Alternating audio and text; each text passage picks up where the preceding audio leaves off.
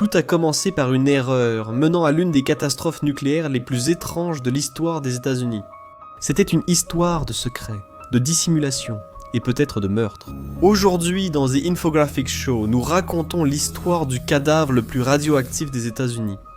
Le soir du 3 janvier 1961, 3 militaires, Richard Dick Legg, 26 ans, John Jack Burns, 22 ans, et Richard McKinley, 27 ans, sont arrivés pour ce qui semblait être une tâche de routine au réacteur Stationary Low Power, un de la station d'essai des réacteurs nationaux de l'Idaho. Au sommet de la guerre froide, les États-Unis et l'Union soviétique dépensèrent des fortunes pour l'énergie nucléaire, mais la sécurité n'était pas toujours prioritaire. Jack, un New-Yorkais avec un bébé à la maison, était un casse-cou insouciant, connu pour son tempérament. Il a rejoint l'armée et a aussitôt accepté une place dans le programme nucléaire, la paix étant trop intéressante pour refuser. Dick, père de 3 enfants du Michigan rural, aimait la chasse, donc l'Idaho calme lui convenait parfaitement. Les 2 hommes s'étaient entraînés ensemble à Fort Belvoir, Virginie, passant 4 mois éprouvants à apprendre les réacteurs, simuler des pannes, démarrage à froid, arrêt et procédures d'urgence. Ils ont réussi les tests psychologiques et ont été jugés aptes à travailler sur un réacteur. Cependant, la véracité de cette affirmation serait ensuite examinée de près. Ils rêvaient tous les deux de devenir des pionniers de l'atome dans un monde qui changeait à une vitesse fulgurante. Les États-Unis, tout comme les Russes et les Britanniques, étaient désormais capables de produire de l'électricité à partir de l'énergie nucléaire, et pas seulement de détruire des villes. En 1955, l'Idaho est devenu le premier site où un réacteur nucléaire a alimenté une ville entière, Arco, avec une population de seulement quelques centaines d'habitants. Mais bientôt, la ville allait de nouveau entrer dans l'histoire, pour une raison bien plus sombre. En 1959 à leur arrivée, le site possédait 52 réacteurs, un record mondial. Ensemble, ils avaient déjà vécu 27 fusions de cœur, dont 9 volontaires lors de tests de sécurité, les autres étant de petits incidents sans victimes. Mais cela était sur le point de changer. Dans un réacteur, les atomes d'uranium se divisent, libérant des neutrons qui déclenchent une réaction en chaîne. Si elle s'accélère trop, la réaction surchauffe ou explose. Les barres de contrôle, longues tiges de bore ou de cadmium, absorbent ces neutrons. En les enfonçant, la réaction ralentit ou s'arrête. En les retirant, elle s'accélère. Les barres froides sont testées avant, les chaudes pendant le fonctionnement. C'est une question d'équilibre, une routine mortelle si mal faite. Jack et Dick savaient tous les deux que retirer une barre de contrôle trop loin serait catastrophique. En retirer une très loin volontairement semblait presque impensable. Cela demanderait des efforts et signifierait une mort certaine. C'était un travail difficile et souvent stressant, surtout si l'on comptait le trajet en bus jusqu'au désert. Après Noël, ils sont revenus revigorés à leur travail de 10 heures par jour. C'était l'équipe du soir. Dick avait assisté à une fête d'après Noël plus tôt dans la journée, et il était de très mauvaise humeur. On venait de lui dire qu'à cause de son comportement, il risquait d'être transféré ou exclu du programme nucléaire. C'était l'emploi de ses rêves, seul moyen de soutenir sa grande famille. Il s'est levé, face à face avec son patron, comme s'il allait donner un coup de poing. En pointant plus tard, ce jour-là dans la salle du réacteur, il savait que son geste pouvait ruiner sa carrière dans l'énergie atomique.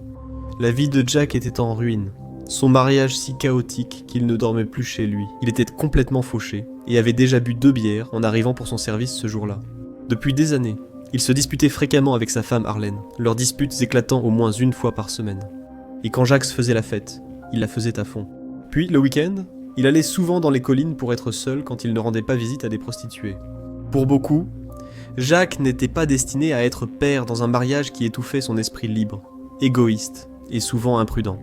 Ce jour-là, Richard, le pire ennemi de Jack, entra. Il n'était pas censé être là, et les 2 hommes se méprisaient. Leurs ordres étaient d'effectuer une dépressurisation, de remonter les tiges, de faire des lâchers de tiges à froid, de vérifier les fuites, de faire des lâchers de tiges à chaud, puis de démarrer. D'habitude, ils l'avaient déjà fait tous les 2, mais c'était la première fois pour Dick en tant que superviseur. Richard McKinley, 3e opérateur et père de 2 enfants de l'Ohio, n'avait aucun lien avec Jack et Dick. Il était nouveau, seulement 3 semaines après sa formation, à 27 ans. Il avait beaucoup d'expérience militaire, mais ce jour-là, il était l'amateur dans la pièce, l'équipe de jour. Le sergent-chef Stolla connaissait tout de Jack comme membre d'un des couples atomiques et habitait près de Jack et Arlene. Il entendait sans cesse les disputes, les cris et le verre cassé. Quand Jack pointait au travail, Stola disait qu'il avait l'air perturbé, nerveux ou stressé par quelque chose. Il avait cette lueur dans les yeux que Stola savait reconnaître. Jack était dans une de ses mauvaises humeurs. Il ne savait pas à l'époque ce que Jack traversait chez lui. À 19h, Arlene avait joint Jack au téléphone du travail. Elle était furieuse que leur mariage soit terminé. Elle voulait divorcer et la moitié de son dernier salaire. Arlene s'est calmée puis a tenté de rappeler, mais Jack n'a pas répondu. Elle voulait parler. Peut-être lui dire qu'elle était prête à tenter à nouveau. La réception a reçu 3 autres appels de sa part, mais Jack n'en a pris aucun. Des années plus tard, l'état d'esprit imprudent de Jack ce jour-là deviendrait un sujet majeur, ayant déjà affecté son travail. Son superviseur a dit qu'il n'était pas prêt pour une promotion, alors que Jack pensait que c'était dans la poche. C'était un gars brillant, mais son tempérament explosif n'est pas idéal pour diriger un réacteur nucléaire. Un collègue a dit qu'il était difficile à gérer. Son attitude était souvent toxique. Il criait, lançait des outils partout, faisait peur aux gens, et quand il n'explosait pas, il était morose, comme un nuage sombre au-dessus de sa tête. Il était souvent amer de voir ses camarades de Fort Belvoir promus à des postes de supervision, tandis qu'il restait simple opérateur. Ses amis disaient qu'il était honteux, et passait de la colère à une rage silencieuse. Dick s'en était mieux sorti après la formation, réussissant plus d'examens, et se préparant à travailler dans le nucléaire civil. Pourtant, comme Jack, il avait un tempérament impulsif, faisant des crises de colère au travail quand les choses ne se passaient pas comme il le voulait. Ses supérieurs ont attribué cela à son complexe d'infériorité dû à sa petite taille. Dick, 1,68m, était un monsieur je sais tout, autoritaire, après sa promotion comme chef opérateur. Mais il gardait sa mauvaise habitude de faire des farces. Il activait l'alarme du réacteur pour effrayer les autres. Un jour, il a coupé le ventilateur, causant une surchauffe et la panique, puis Dick a ri et l'a rallumé. Après trop d'incidents de ce genre, y compris dormir dans sa voiture et pointer pour son collègue et ami absent, le surintendant a dit que ça suffisait. Peu avant Noël, le superviseur a transféré l'ami de Dick hors de Stationary Low Power 1 et a dit que Jack Burns le remplacerait. 6 mois plus tôt, il s'était violemment battu lors d'un enterrement de vie de garçon, a déclaré un ami. Après la bagarre, Jack était prêt à exploser, et les deux hommes allaient désormais travailler ensemble pour la nouvelle année. Une recette pour une réaction en chaîne nucléaire ? Arlene a tenté d'appeler Jack une dernière fois avant 21h. Personne n'a répondu au téléphone, ce qui était inhabituel. La réceptionniste, inquiète, a passé quelques appels.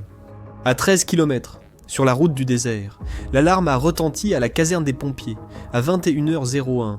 Il faisait 9 degrés, et il y avait de la neige partout. Alors les gars espéraient une fausse alerte. 9 minutes plus tard, les pompiers sont arrivés devant le bâtiment Stationary Low Power 1. Les alarmes de radiation retentissaient, mais de loin. Tout semblait normal. L'équipe d'intervention a avancé dans un passage étroit, devant 3 cafés non bu et des boîtes à déjeuner intactes. Il n'y avait ni feu, ni fumée, juste une sensation étrange que quelque chose n'allait pas. Où étaient les opérateurs ? Un pompier a sorti un détecteur de radiation. L'appareil mesurait jusqu'à 500 Roentgens, un niveau pouvant endommager organes internes et moelle osseuse, voire être mortel lors d'une exposition prolongée. En s'approchant du réacteur, l'aiguille grimpait aussi vite qu'une Porsche en course, a raconté un pompier. Jamais vu une telle lecture. Ils pensèrent que l'appareil devait être défectueux. Heureusement, ils ont eu la présence d'esprit de sortir. Il était 9h35. Des physiciens de la santé, en tenue de protection et masque, sont entrés, tandis que les pompiers grelottaient dehors sur le parking. La pièce était inondée par l'eau du réacteur de refroidissement. Le réacteur avait explosé, le cœur exposé, du métal tordu partout. Le taux de radiation était très élevé. Toujours sans signe des opérateurs, les bus de nuit ont été renvoyés et un barrage installé, donnant ainsi le signal. Catastrophe de classe. L'information est arrivée à Washington, aux généraux, amiraux et au président. Dans le bâtiment, ils ont retrouvé 2 des hommes disparus. McKinley, près du panneau de contrôle, bougeait et gémissait, vivant. Jack, du sang coulant de sa tête, était près de l'un des boucliers du réacteur, presque certainement mort, et Dick était introuvable. Un des hommes a crié à l'aide à travers son masque embué. Rester était trop dangereux, mais il devait tenter de sauver McKinley. Ils l'ont porté sur une civière jusqu'à une ambulance, un respirateur attaché à la bouche. La moitié de son visage avait disparu et son corps était dangereusement radioactif. À 23h14, il a été déclaré mort peu après. Les moniteurs ont révélé que l'ambulance émettait une radiation mortelle. Les conducteurs étaient en danger. Tous ceux qui s'étaient approchés du bâtiment se sont lavés avec du savon de décontamination, priant en silence pour ne pas commencer à montrer des signes d'empoisonnement. Jack était mort, mais où était Dick? On ne disparaît pas sans laisser de traces. Ils ont fouillé le gaz radioactif échappé, puis l'un d'eux a aperçu un corps mutilé à la lumière de sa torche. Dick était cloué au plafond, empalé par une barre de contrôle, le sang dégoulinant sur le sol en dessous. Une heure plus tard, le commandant du Stationary Low Power en frappa chez Arlene. Elle le vit et s'effondra dans ses bras. C'était top secret. Il ne pouvait pas tout lui dire, seulement que Jack était mort. Les épouses des deux autres hommes furent aussi laissées dans l'ignorance. On leur parla seulement d'un accident. Toute nouvelle d'un accident nucléaire paniquerait le public américain. Et pire encore, ce serait une victoire pour les soviétiques. Un homme empalé au plafond par la négligence américaine et l'arrogance capitaliste, c'était de l'or pour un propagandiste communiste. Le corps de McKinley était si contaminé que l'ambulancier portait un gilet plombé. Il a conduit 1 heure. Puis un autre chauffeur a pris le relais, après avoir bu un verre d'alcool pour se donner du courage. Ils sont allés dans une usine chimique, où des ouvriers en combinaison ont sorti McKinley du véhicule, et l'ont placé dans une cuve en acier remplie de glace et d'alcool. Le lendemain, ils ont extrait Jack. Avec 750 röntgens mesurés, le travail fut réalisé en équipe. Il a fallu 6 jours à une équipe d'une unité radiologique spéciale pour descendre Dick du plafond. Avec l'aide de l'équipe, une douzaine de gars munis de perches, une grue et un filet pour le rattraper. Les objets contaminés retirés du bâtiment ont été soigneusement entreposés dans un fût doublé de 10 cm de plomb. C'était un moment majeur dans l'histoire américaine. Rien de tel ne s'était jamais produit nulle part dans le monde. Mais la question était, comment cela s'est-il produit? L'enquête initiale a conclu que, pour des raisons qui restaient très floues, Jack avait soulevé la barre de contrôle centrale de plus de 50 cm, bien au-delà des 10 cm nécessaires pour démarrer le réacteur. Ce geste a suffi à rendre le réacteur supercritique en quelques millisecondes, et Jack aurait compris ce que cela signifiait. C'était une erreur presque impossible à commettre. Soulever la barre de contrôle de 38 kg aussi haut aurait demandé beaucoup d'efforts. Même avec le système de contrepoids, la puissance du réacteur a grimpé à plus de 6000 fois sa puissance nominale. La chaleur soudaine a vaporisé l'eau, créant un énorme coup de bélier de vapeur qui a fait sauter le dessus du réacteur. L'ensemble du réservoir de 12 000 kg a été soulevé à près de 3 mètres dans les airs, projetant du métal partout. L'explosion a projeté les barres de combustible contre les parois, clouant le corps mutilé de Dick au plafond. L'affaire a fait la une, alors que les politiciens répondaient à des questions embarrassantes, sans trop en dire. Pour eux, c'était une question de sécurité nationale. Ils voulaient simplement connaître la vérité. Ils voulaient soit récupérer leurs proches pour pouvoir les enterrer. Ils ignoraient que la commission de l'énergie atomique évoquait encore l'élimination des corps dans des fosses à déchets hautement radioactifs. Cela nuirait à l'image du gouvernement américain, désormais en gestion de crise, s'engageant dans ce que d'aucuns nommeraient ensuite dissimulation. Après des autopsies délicates, les corps furent enveloppés de plomb, attachés avec du métal et placés dans un cercueil spécial. Les cercueils furent placés dans une voûte en plomb portant une étiquette. Attention, forte radiation. Les voûtes de Jack et Dick furent rapatriées par avion C-54 dans les cimetières de leur ville natale, selon les souhaits familiaux. Là-bas, un camion-citerne a versé du ciment dans des tombes profondes. La radioactivité étant détectable à travers les voûtes, les familles ont dû rester à 6 mètres lors des funérailles. Le camion-citerne a ensuite bouché les trous avec du ciment. Le corps de McKinley a été inhumé au cimetière national d'Arlington, et non sur le site du réacteur, comme initialement rapporté. La tombe porte un avertissement. Le corps est contaminé par des isotopes radioactifs à longue durée de vie. En aucun cas le corps ne sera déplacé. Des rumeurs ont circulé pendant de nombreuses années, principalement parce que l'armée gardait les détails si secrets. En 1961, le verdict était rendu. La cause du retrait rapide de la barre de contrôle centrale n'a pas pu être clairement déterminée. Certains se demandaient si la barre s'était coincée, mais cela paraissait aussi presque impossible à ceux qui connaissaient le fonctionnement des réacteurs. C'était inédit et ne devrait pas arriver. Mais les accidents imprévus sont rarement anticipés. Cependant, les opérateurs ont affirmé que Jack n'aurait pas pu faire une erreur aussi grave. Ce serait comme si un coiffeur poignardait accidentellement son client. On a demandé à un opérateur « Saviez-vous que le réacteur deviendrait critique si la barre de contrôle centrale était retirée ?»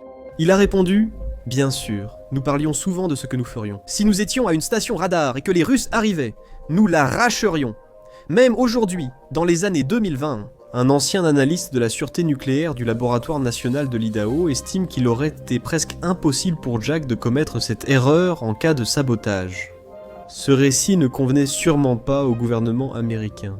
C'était bien pire que de la négligence en termes d'image pendant la guerre froide, un signe de dysfonctionnement américain, de décadence morale. Et c'est peut-être pour cela que les grands journaux ont ignoré la piste du sabotage, même après. Le docteur Stefan Hanauer, enquêteur à la commission de l'énergie atomique, a affirmé qu'il s'agissait d'un meurtre et d'auto-anéantissement. Richard McKinley, dont la femme était enceinte, s'est retrouvé pris au milieu, selon le docteur Hanauer. Un nouveau rebondissement.